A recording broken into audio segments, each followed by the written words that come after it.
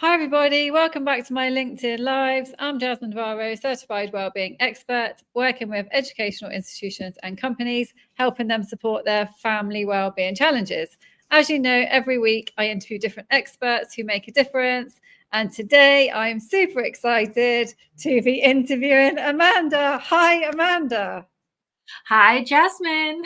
Thank you so much for coming on. I've wanted to have you on here for so long. So, can you tell us a little bit about yourself and what you do? Yeah. So I am what's called an EMDR therapist, but I'm an advanced EMDR therapist, which means I combine EMDR therapy and going through the body, like physical or somatic therapy. Oh, wow. I think it's absolutely so fascinating what you do. It really Yeah, I'm is. really looking forward to talking more about this. And I know it's absolutely life-changing. And we've had lots of comments and questions already, actually, about this Yeah. topic, because I think a lot of people are starting to realize how powerful it is. So you chose this title today, Treating Mental Distress Through Somatic EMDR. So can you tell us what that means and why you chose it for today? Yeah. Well, really, because I started off as a hypnotherapist, and that was really sort of Wow. like going through emotions, dealing with people's emotions. And then I did this training on to become an advanced EMDR, and it just changed things because the whole focus for me switched from emotions to the body. And I'm not saying emotions aren't important, they're still part of it, but our body is key, and we ignore it at our peril. Oh God, I love that. It's so funny that you're saying that, actually, talking about the body, because the more work I do on myself, the more I realize how much my body actually knows. I mean, it's just insane. Insane. You Yeah, can talk to it, can't you? And it will yeah, respond, which absolutely. I mean, it sounds crazy, but sometimes I will say to my clients, like, if you're getting a clenching in your stomach, for example, we can really slow things down and say, what if that feeling could speak? What would it say? What does it need? Really pay attention to what your body is telling us, because we've forgotten how to do that in the Western world. oh yeah. It's so funny, actually. I just feel like saying this before we start. Mm.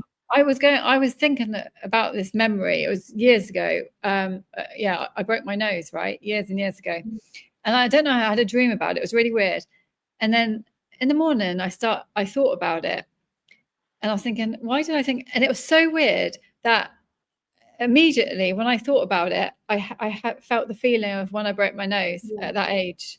And I was Yeah. just like, that's incredible. I thought my body is sort of responding, telling Yes. me what it was. I just thought, and I thought, wow. And I don't know about you, but each time I learn more, I just have a whole new respect for my body. Yeah, I do, because because I can experience it myself. I mean, it's not just for Yeah. clients, but I started to experiencing it, and I started to think about my own body and my own responses, and started to listen and pay attention to my body, and I realized it was key to everything. Really, you need sort of like a calmness if you're going to sort of like heal. If anyone's going to heal themselves, they need some sort of like calmness, a physical calmness, and that's the springboard for like further like emotional healing down the road. We've got to start off with the body. Amazing. So, no, brilliant. Can you tell us, so where do we start then? For people who've never ever heard of this Mm, at all, like what is it? right. What is somatic EMDR? I'll talk about the somatic part first. Okay. So somatic part is really acknowledging that we have a nervous system, and the nervous system is sort of like, it keeps us going. It's responsible for our breathing, our blood pressure, but all of this is really out of our conscious awareness. But we can go into different states. For example, when we're really scared, we might go into a fight state, and people may experience this as anxiety, for instance. Another state that we can go into is when we feel depressed, and we feel more sort of like cut off from other people, feel disassociated, for instance. And Yeah. To be able to heal these responses, we've got to go back into the body and release any sort of like tension or fear or anxiety. So for instance, I may do things like that, like through tapping, like butterfly tapping, focusing on the feeling and really just processing it. I mean, that's it in a very simple way. Yeah. So if someone's feeling, so for example, say somebody comes to you and they have anxiety, Yeah. how would that work? Well, there's certain things that we would do. I mean, the most important thing is, well, anxiety is about fear. So what a person with anxiety needs is to feel safe, and often people don't feel safe with No. anxiety. So where I would start with is by identifying where the person feels anxiety, because it's a very individual approach, because people will experience it in different parts of their body, but it tends to be in the chest and the stomach. We also sort of like tend to clench our jaw. I mean, think about how you feel when you feel anxious. Oh yeah, it's Clenching always up in my your stomach. fists. Oh, Right. It's always in your stomach. Yeah, me, that's it's right. In always in my your stomach. gut. Yeah. Right, Yeah. there we Yeah. go. Yeah.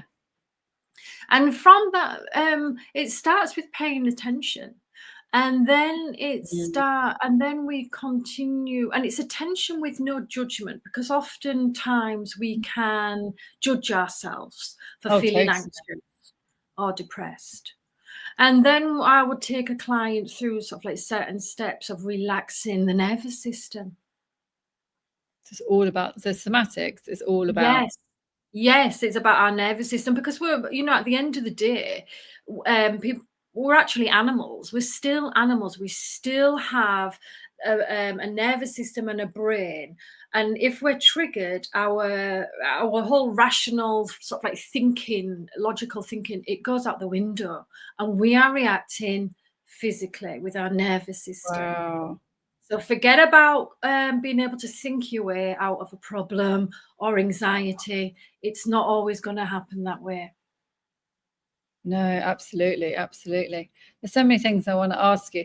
So if somebody's thinking, maybe they're feeling anxious or they're feeling depressed or fear or whatever it is, a feeling that they don't want to feel anymore, how would they know whether to have EM? Oh no, wait, sorry, you spoke about somatics. What about the Yes. EMDR is? All right. So EMDR, this is eye movement desensitization reprocessing. So this is about when we have memories or we have experiences in our life and they leave some sort of like emotional bruising. And the memory or the experience can start to have like sort of like a dysfunctional effect on our behavior. For example, if you've been bullied at school, you may develop certain thoughts about yourself, certain emotions that you feel if you're triggered again, and along with that is the physical accompanying sensations. It's a felt sensation. So by sort of like using EMDR, it's really about bilateral stimulation. We can use eye movements to try and reprocess the trauma, or we can just use bilateral. Bilateral just means left to right, just tapping, and it sort of like reorganizes how we experience the memory. It's bizarre, and I see it happen. Yeah. So sort of disassociates the memory with the body or something. Yeah, but when we have something that's a little bit traumatic, and it doesn't have to be massively traumatic, it can, everyday things like divorce, bullying, an eating disorder, anything like that. These memories are not stored in the same place. They're all fragmented in our brain. So EMDR brings it into sort of like one cohesive area, one cohesive memory. So we're able to process it and just let it go. It becomes a memory that's in the past, like any other memory. It's not in the working memory. Oh, I love her. Well, exactly. It is all about processing. And we've just got a comment on Instagram. Hi, Nassar. Yeah. How are you doing? He says, good evening from India. Great initiative taken by you. Today's course of concern, mental stress, which is really affecting. Yeah. Yes. Thank you, Nassar. Any questions, let us know. But I think, yeah, and that's why I think this is such an important topic, isn't it? Mental distress. So, okay, so you've spoken a little bit about this somatic and EMDR. So, like I was saying, if we're feeling, depressed or anxious, it could be about the past, it could be about the present. We don't know. Yeah. How do we know who to see, what therapist to see? All right. Yeah. Well, it depends because I mean, I'm biased. I say, come and see me. Go see a somatic therapist because I think it's amazing. I do. It depends on how effective. We all have experiences that affect us. It doesn't mean that we're traumatized or we suffer from the consequences, but a lot of us do because we live in stressful cultures. So if it's affecting your life, if it's affecting your relationships, if you have overly negative view of yourself, because it's all about the relationship that you have with yourself as well. Yes, So if you are overly negative, I would say get some therapy because it's going to be affecting you. Oh, right, yeah. But how would they know whether to see, for example, a talking therapist, talking therapy, or yeah. It depends. Like some people will feel more relaxed with a talking therapist. I don't think there's any right answer to this. Would you prefer a talking therapist? In fact, research has shown it doesn't really even matter about the type of therapy, it's the therapist and who you have the best relationship with. Oh, wow. And so in that case, in that sense, it's really about finding the best therapist for you. And who you feel comfortable and safe with. Yes, safe. Who you trust. That's so important, isn't it? Because I guess, if you don't have that open space and feeling safe, you're not going to open up and you're not really going to move forward, are you? Because you're going to hold back.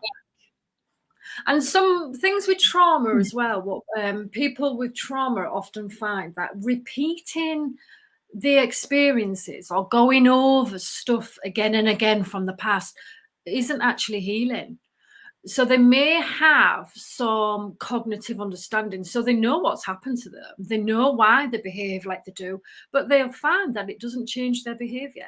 Oh, absolutely. That's when you've got to see a somatic or EMDR therapist. Oh yeah. You can talk about something again and again and again for years, can't you? You can talk about something for years, but if you don't release the emotion, the stored energy in your body, that's when it's time to look at this from another angle. Yeah, for sure. I mean, I have to say, you helped me with the grief that I held for like 20 years. And you really helped me process that. And I spoke about it for years, but not to a therapist. But I mean, if I hadn't, you really helped me process that. So imagine how powerful that is. And oftentimes we can't do it ourselves. We need someone else because these things are often unconscious. They're out of our awareness. We don't realize we're doing what we're doing. We have, obviously we're not stupid. We have some understanding of how we operate. We know ourselves very well, but there's some things that we're just, we're not aware of.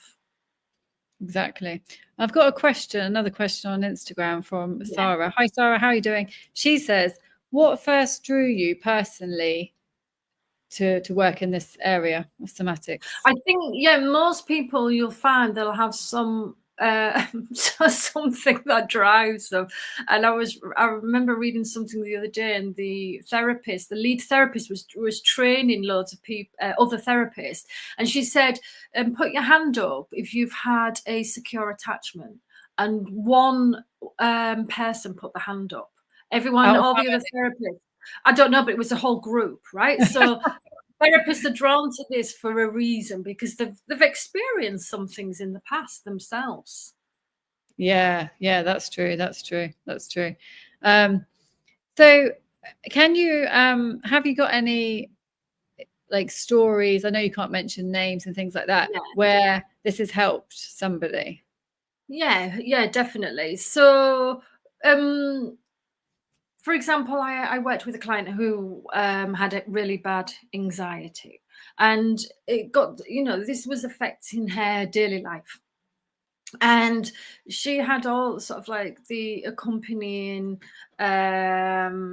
physical responses where her sort of like body, when she was triggered, her nervous system would automatically go into sort of like a fearful response.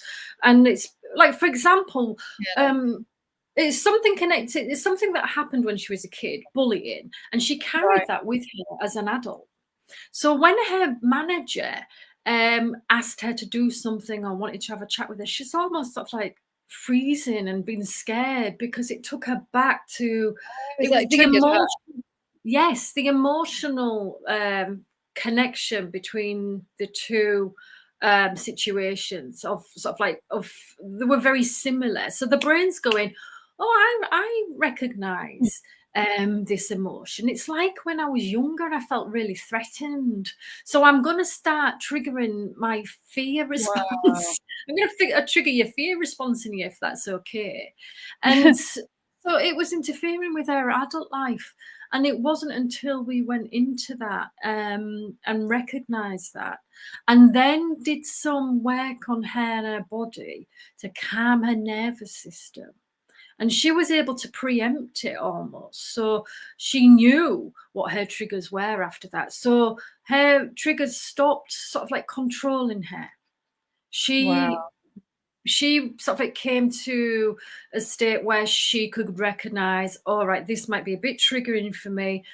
I'm going to do some breathing. I'm going to do some sort of like stretching. I'm just going to get myself into a calmer place. It's amazing, isn't it? Actually, when you think, oh, it happened in the past, so it's in the past. But if you don't deal with that, it just Yeah. completely affects your future. I mean, your Yeah. present. So Yeah, you your could be present, doing yeah. something. Yeah, you're And doing your something. future, because your brain is working.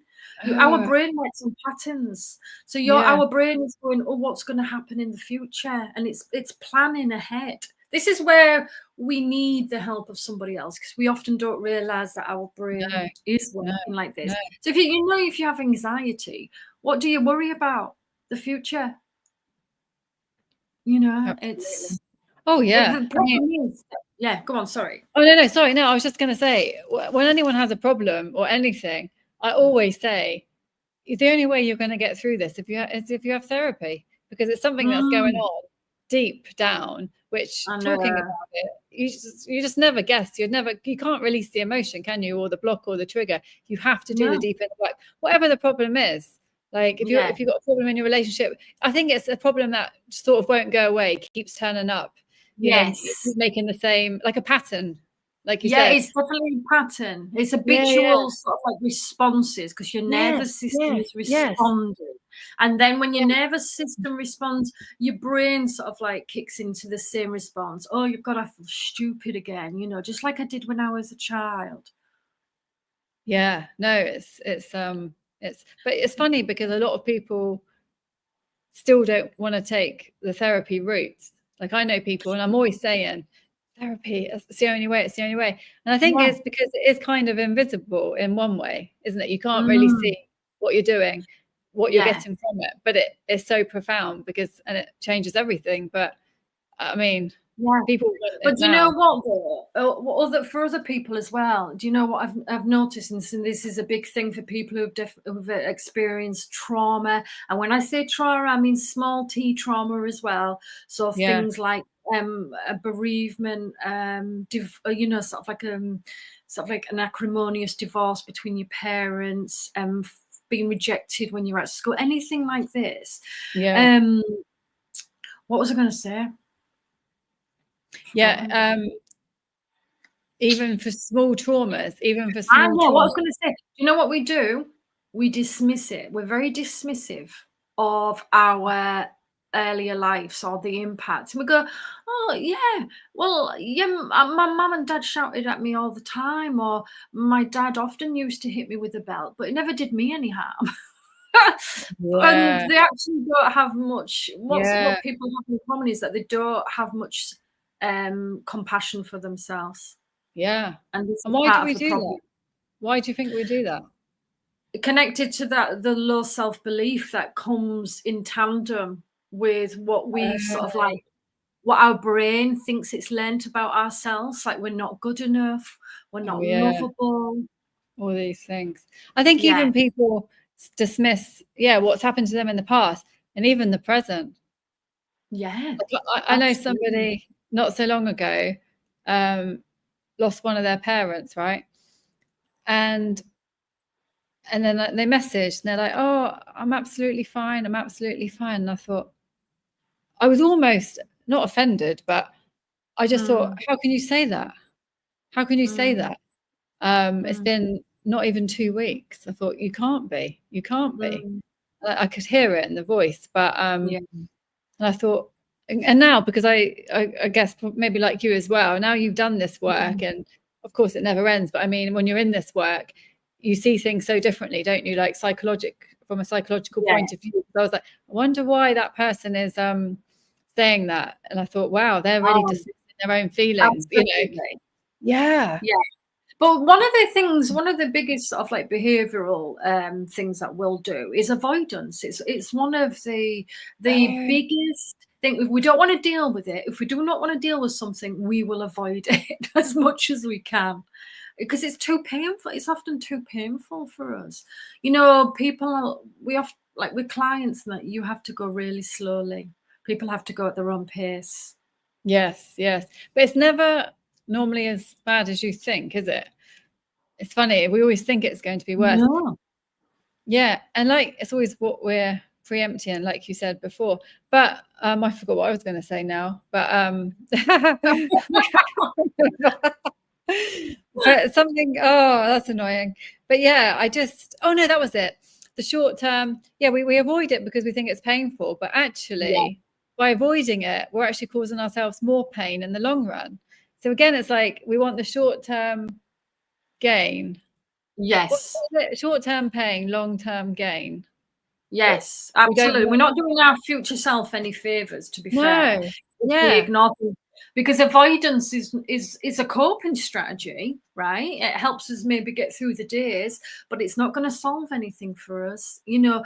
Yeah. something is biting us, right? And or we've got a nagging feeling in our stomach. Or why do we always clench when we're in a, I don't know, when we're thinking about our health, or when people getting anxious with authority figures or something like that? It's a sign, and that it's a signal, and we are used to ignoring our signals, just push them to one side, especially in the body. You Oh know, yeah. think about what people experience now, like chronic fatigue, gut issues, migraines. These are all signals that they're telling us that something's not quite right. Yeah, and you've been ignoring something. Yeah. So the body will show it in a different way as well. Yes. Yeah. Got to listen to the body. You've got to listen to the body. No, You do. yeah, no, brilliant. So we are running out of time, but Yeah.